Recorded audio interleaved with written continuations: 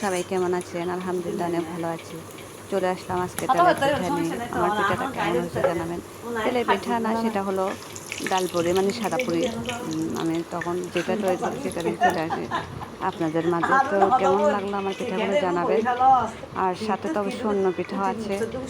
আর বুঝতে পারতেছি না কী বলবো, আসলে আটকে যাচ্ছি।